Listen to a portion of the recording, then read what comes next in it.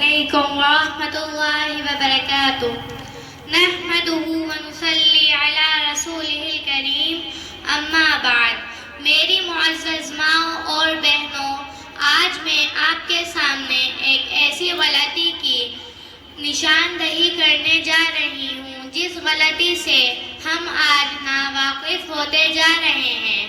وہ غلطی ہے اپنے بچوں کو صحیح طریقے پر دین کی تعلیم نہ دینا، جبکہ آپ علیہ السلام کا ارشاد ہے طلب العلم فریضۃ علی کل مسلم، کہ علم دین کا حاصل کرنا ہر مسلمان پر فرض ہے۔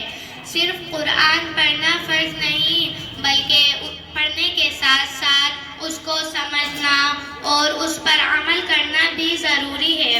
اتنا علم دین حاصل کرنا ضروری ہے جس کے ذریعے ہم اپنے دین و ایمان اور عزت و آبرو کی حفاظت کر سکیں اور حلال و حرام کی تمیز کر سکیں۔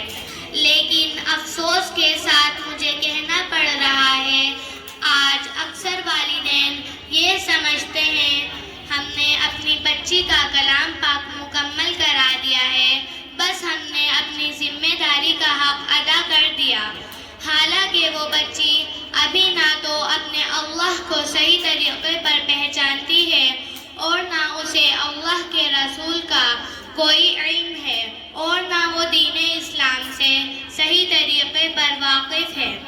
یہی وجہ ہے کہ ہزاروں لاکھوں مسلم لڑکیاں جو قرآن تو پڑھی ہوئی تھی، لیکن ان کے والدین نے انہیں صحیح طریقے پر دین اسلام کی تعلیم نہیں دی تھی۔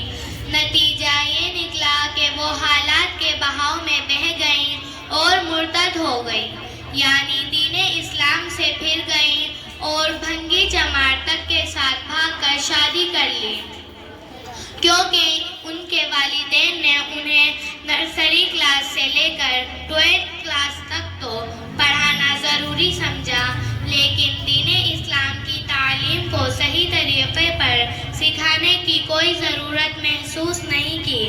اللہ تعالی ہم سب کے ایمان کی حفاظت فرمائے۔ میں حیدرآباد کی ایک فیملی کا واقعہ بیان کر کے اپنی بات کو ختم کرتی ہوں۔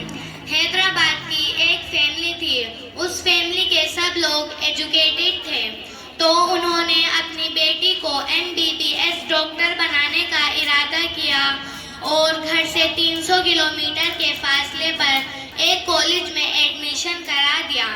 اور آپ کو یہ بھی معلوم ہونا چاہیے کہ MBBS کا خرچ پرائیویٹ کالج میں تقریباً 1 کروڑ سے اوپر کا ہوتا ہے۔